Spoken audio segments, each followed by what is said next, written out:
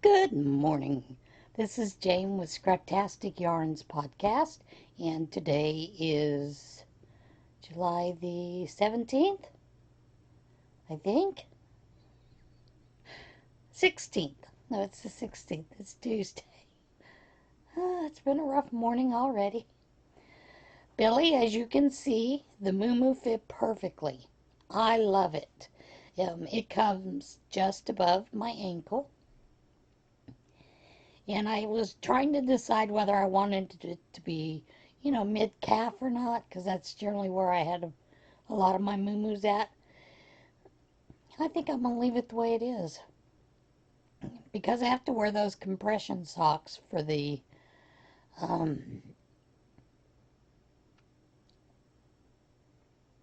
venous stasis dermatitis. I might as well just go ahead and leave it that length. I'm enjoying it. I teased my husband that I think I'm going to wear this to the wedding this weekend. He said, "You're not wearing that to the wedding. You are not going to be at the wedding in something comfortable. If I have to dress in something that's not comfortable, then you have to dress in something that's not comfortable." Oh, I can understand that. Um, I want to thank all my new viewers and thank those who stuck with me. If you haven't subscribed, I hope that you'll hit the like button and subscribe, or thumbs down, whatever you want. Doesn't matter to me. I'm having a good life, enjoying life as it is. So we'll just go from there. I have a few finished items, and one of those is a hat. Now, this is some scrap yarn that was laying next to me, and over here on this side Chairzilla is going down, but this side on the Chairzilla, it's like I have volunteer balls that jump out of the basket that say, "Do me, do me." And that's what's happened with this yarn. This is probably a red heart from what I can tell, but just the general basic baby beanie that I've been doing. I have been working on whips, mostly whips this week, and that's because there's so many over here, and I'm sick of them. So, one of the other ones that I had is I was working on this shawl. This is just a grandmother's dishcloth pattern. And this was with that Color Waves that was, is now called Red Heart Homespun. And these were, those couple of balls that I got at Scraps and Skeins for $1 each. And I like to have a project that's just mindless. This is totally mindless. So that is now off the needles. And the next one,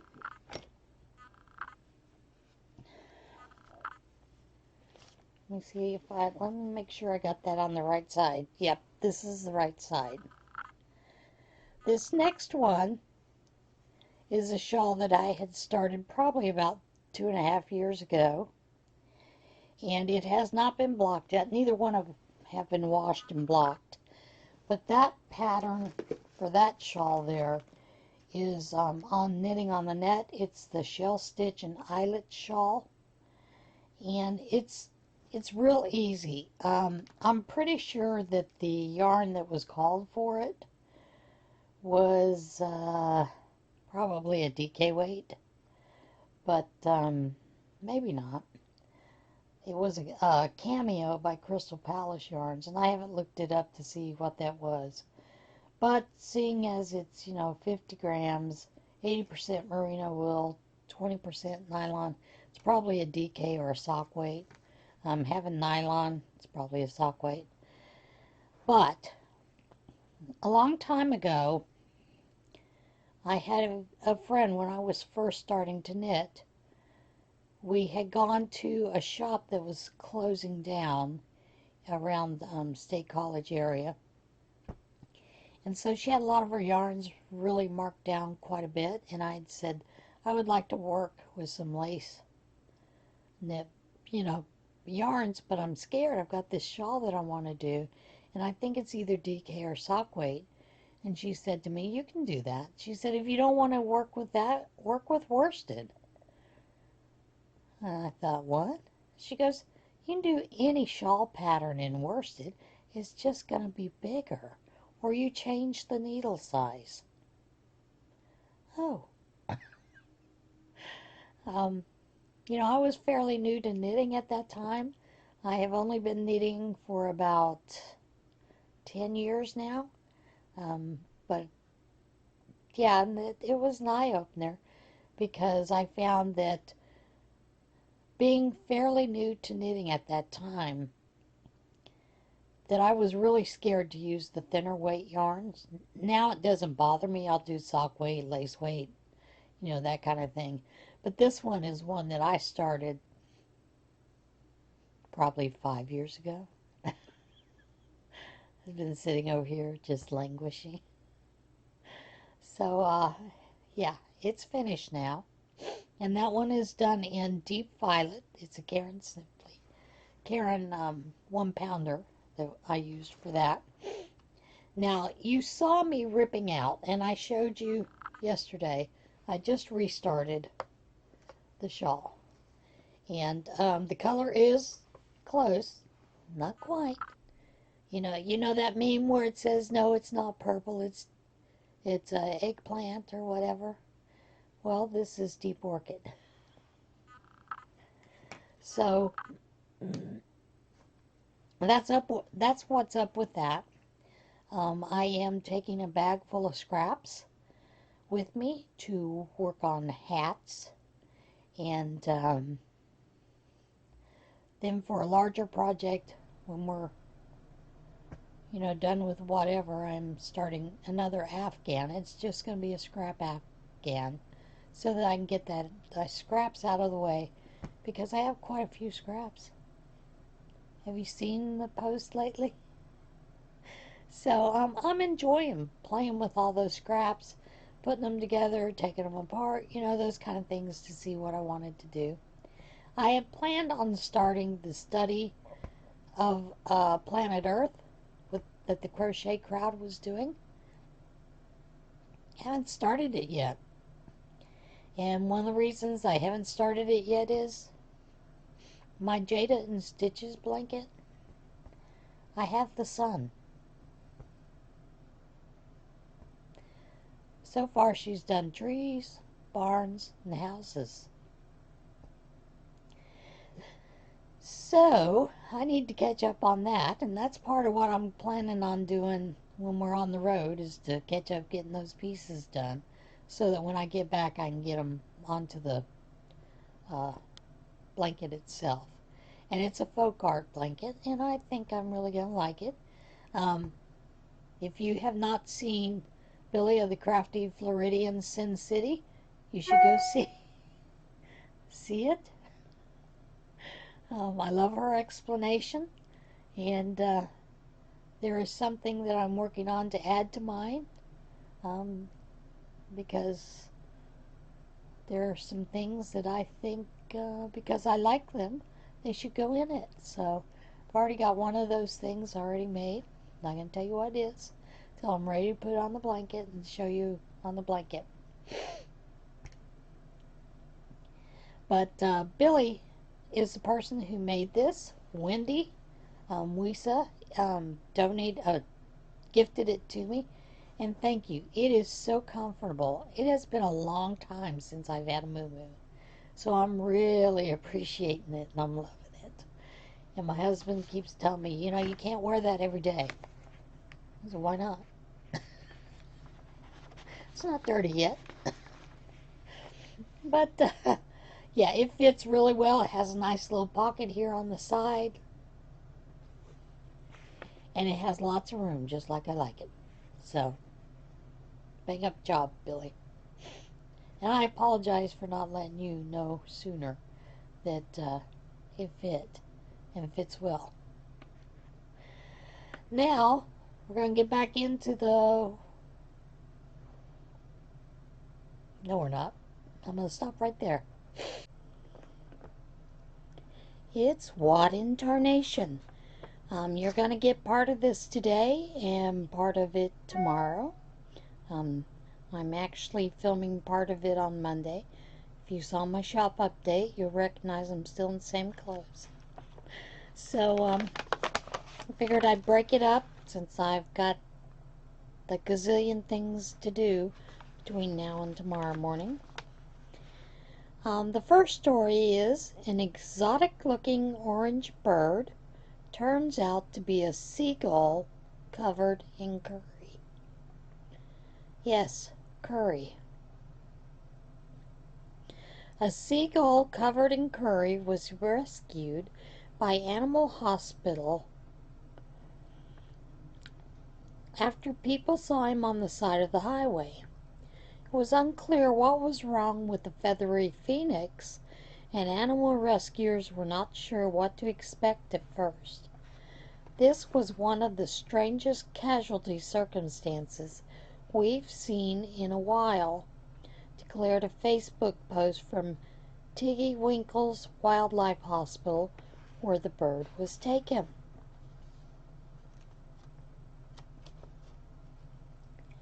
This bright orange herring gull was rescued by kind members of the public who spotted him at the side of the A41. When they called, they had to pick up an orange bird. We had no idea what to expect and would have never guessed at this. He had somehow gotten himself covered in curry or turmeric, depending on what part of the country, world you're from. It was all over his feathers, preventing him from flying properly. We had no idea how he got into the predicament, but thankfully, apart from the vibrant color and pungent smell, he was healthy. Our veterinary team bravely bathed the gull, now named Vinny after a Vindaloo curry, to clean off his feathers. He managed to cover them in curry water, but eventually did let us scrub him clean. He is now looking much better and should be able to go for release very soon. As we say, we will never know how he came through our doors or what will through our doors next.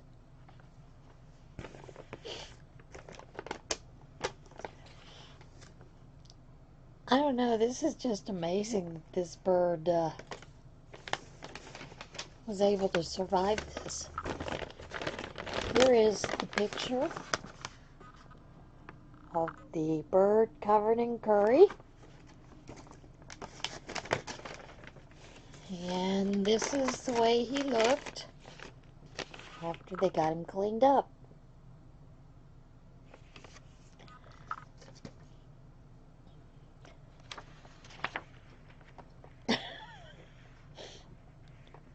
I'm sorry, I just can't figure out how he would have got into curry or turmeric or any of that.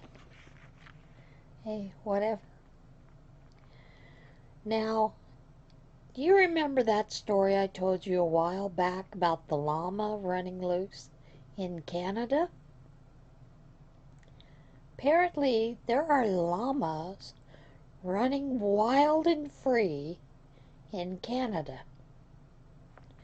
Family's escaped llama returns home after more than a month on the loose. A British Columbia woman said her escaped llama returned home on her own after more than a month wandering loose. Jessica Uchitz said, Coco, the llama that she and her family brought to their Clinton farm in April to help watch over their goat herd, escaped from the 25-acre farm in June and returned to the property on her own Sunday. She wandered back up our driveway, We corralled her with lots of people and sticks, and I was able to place the rope on her neck. She's back in her pen enjoying cold water and veggies. She said that 3-year-old Coco had visited her property multiple times since her initial escape, but always evaded capture. I think maybe Coco was a hockey player in a past life, she told Castanet. She just turns on a dime and goes the other way. They're very fast animals. It's said they can run up to 35 miles an hour.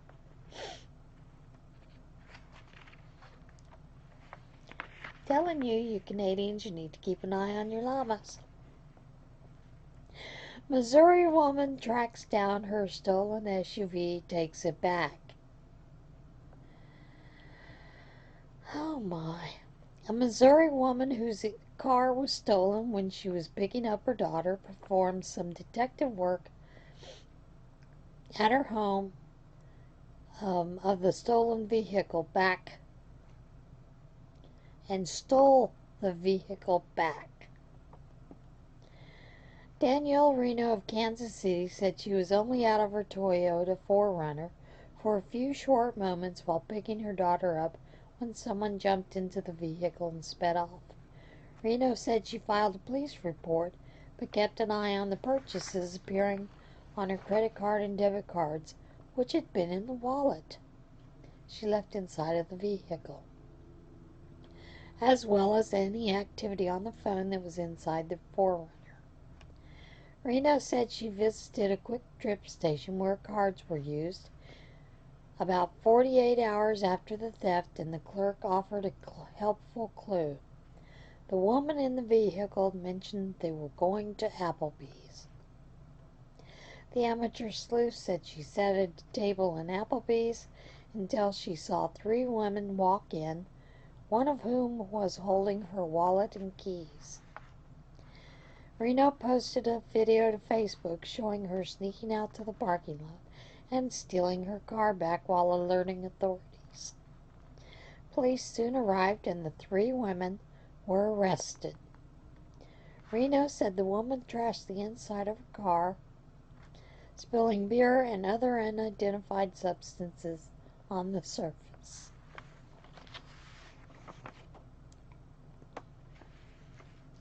Now this next one is 5 summer jobs for those who love naps, pools, and barbecues. Get a job doing what you love and you'll never work a day in your life, or so the old adage states. But what if what you love is taking naps, hanging out by the pool, or eating barbecue ribs? Good news, there are jobs for that. Companies capitalizing on the power of social media have taken to hiring summer interns or short-term employees to share their products with the mass audience. Here are 5 of the most unusual dream jobs offered this year to those whose passions might be less compatible with conventional summer employment. Mattress firm Snooze Turns. Houston-based bed company Mattress Firm offered a literal dream job this summer for 2 snooze turns who are proficient in napping regardless of the time of day. The paid internship requires the snooze turns to spend 30 hours a week testing out different beds and creating written and video reviews for our social platforms and mattressfirm.com. Hotels.com. Pool hop. Accommodation finding website Hotels.com offered up $10,000 for a pool hop to travel the country researching the most epic hotel pools. The website said the employee would be sent to six famous U.S. hotels to spend time lounging by the pools, taking photos for Instagram, and writing reviews of the pool experiences. Can you imagine being able to go sit by the pool all day long, fiddling, enjoying, seeing the peeps? Number 3 is Reynolds Wrap Chief Grilling Officer. The makers of Reynolds Wrap said their chief grilling officer would be paid $10,000 to spend 2 weeks in August traveling the country to sample different varieties of barbecue ribs from some of the top barbecue rib cities in the country. The worker will be responsible for sharing photos, techniques, grilling tips on the Reynolds Kitchen website, the company said. Now I think I'd like this one. Hush Hush Yacht Tester. Hush Hush, a London-based luxury store and concierge service, announced earlier in the summer it is seeking a yacht tester to spend a week living on a luxury boat, testing every plug, socket, door, bed, shower, tap, everything to make sure the yacht is up to our standards. The tester would then be required to write reviews of each boat, with each review paying $1,300. The company said the candidate will be called up to test up to 50 yachts in a year, making up to $65,000. Now that's a job. The 5th one, and the last one, is Natural Light, Natty Light Summer Intern. Natural Light, a popular beer among the college crowd, said that the Natty Light Summer Intern would be called upon to act as a brand ambassador at various summer events, as well as create viral social media content, conduct product research, and keep the brand manager apprised of social media trends.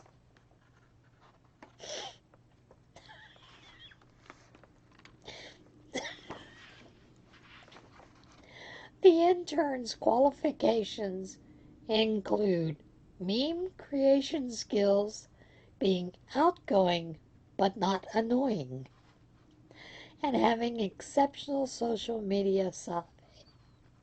The listing stating confidence is a must, and the intern should just be cool. All right, you're going to get some more tomorrow. Sorry about that, folks. Had a sneezing fit coming on. Now we're going to go into the second part of what in tarnation. This one I thought was rather humorous. Had some firefighters were baffled to receive Amazon package of lingerie. Firefighters at a Wisconsin station were left scratching their heads when an Amazon package that arrived with no sender information turned out to contain a piece of lingerie. And I'm going to butcher this name. The Menominee Professional Firefighters Union said in a Facebook post that an Amazon package arrived at the Menominee Fire Department station this week without any sender information or receipt inside. He said the package turned out to contain some white lingerie. So what he tweeted and put on his Facebook was, "While we appreciate the gesture to whomever sent the fire department this package, we unfortunately cannot accept it. On one hand, we are unable to accept gratuities, and on the other it most likely not fit any of our personnel. This item arrived at our station addressed to the city of Menominee and our station addressed via Amazon with no sender or receipt inside. To be clear, this item was not purchased on any city account. It was sent to us. Why it was sent to us might never be known. If this was your item and you happened to mistakenly fill in your shipping address as City of Menominee, 2417 Wilson Street, you may come and pick it up at the station too. Happy Friday. Oh, that's kind of funny. Now this next one, if any of you have ever had the joy of having a colonoscopy and having the thrill of being on the throne quite often during the day because of the things you need to do in order to prep for said colonoscopy, you will understand my total disbelief at this story, because sitting on a toilet is not all that comfortable. However, there is a man who sits on a toilet for 116 hours to set a new Guinness record. Some records should not be made. A Belgian man spent 116 consecutive hours sitting on a toilet in a local bar in a bid to set a new Guinness World Record. Jimmy Dean Friend sat on the toilet, which was not hooked up to any plumbing, in the main room of a bar in Austin. He said the Guinness does not yet have a record for the longest time sitting on a toilet, but he was able to best an unofficial record of 100 hours. Really? The record seeker's goal had been 165 hours, but he said he was forced to stop at 116 hours when the lack of sleep started to catch up with him. He was allowed 5-minute breaks every hour to stretch and use a real toilet.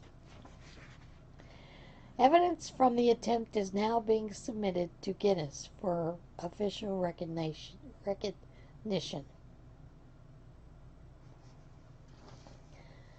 Some things should not have a record. Now this next one is actually a new trend that's going on right now. And I think my brother-in-law should get in on it. He has quite a nice sum of cattle, and he can make some money to retire on. You know, there are a lot of those artsy-fartsy people and strange people where he lives around Chapel Hill, Durham, and Raleigh. Not saying you're all are nuts, but some of you are a little out there. Cow cuddling is the new wellness trend, and it costs $300 for a 90-minute session. Ever thought of snuggling up with a 1,000-pound farm animal to help you with your mental health? No, neither have I. But if the sound of that intrigues you, you're in luck, because as it turns out, cow cuddling might be the hottest new wellness trend. It'll set you back a few bills, but could it be worth it? According to PubMed, there's proof that humans can decrease their stress levels by interacting with animals. How one may choose to go about that is their own preference. Indeed. While this concept in particular might sound a little strange, the new therapy trend falls in line with other programs we've seen in the past. Remember goat yoga? Or cat yoga? What about bunny yoga? While yoga with a cow might be a little tricky, cuddling with them might be the next best thing. Mountain Horse Farm in upstate New York has a program offering the horse and cow experience, where individuals can spend time connecting with the large barnyard animals. You can interact with them however you want to by petting, brushing, or playing. If you're not in the mood to play with the animals, you can simply cuddle with them. Cows have a body temperature that is slightly higher than humans, and their heart rate is lower than ours. That is true. Cuddling up with a cow, feeling that lower heart rate and higher body temperature is very relaxing, Mountain Horse Farm wrote on their website. Interacting with animals has become a popular way for individuals to decrease stress and connect with nature. Mountain Horse Farms notes on their website that horses and cows in particular are sensitive animals who use body language to communicate. They will pick up on what's going on inside and sense if you are happy, sad, feel lost, anxious, or are excited. They will respond to that without judgment, ego, or agenda. You know, that might be nice. Might have to try that this weekend. They say that hanging out with their animals can bring relaxation, healing, awareness, comfort, and mindfulness. It can also help with building assertiveness, confidence, and overcoming fear.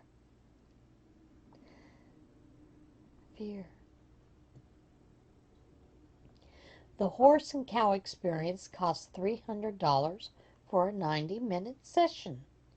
However, if you're only interested in the cow cuddling part, you can book a 60-minute session for $75. For both of the sessions, you can bring a friend. You can go with your twinsy.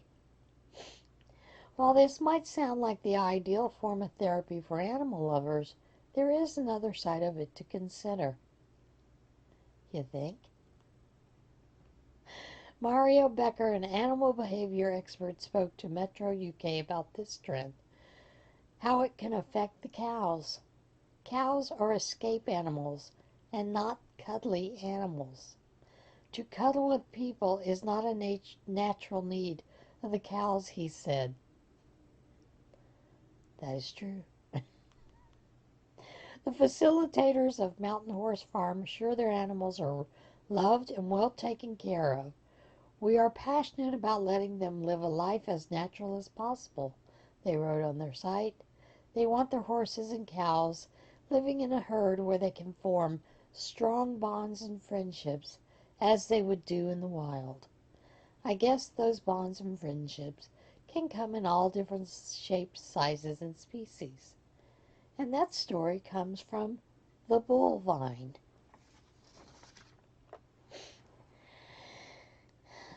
Now, I have to admit, if I were to go cuddle with my brother-in-law's cows, normally the first thing that they do when you come walking up is they kind of give you a stare.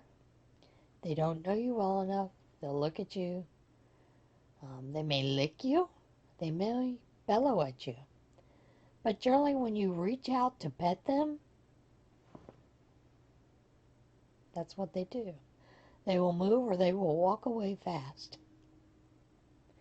But even if you could cuddle with his cows, you'd have to beware of the bull.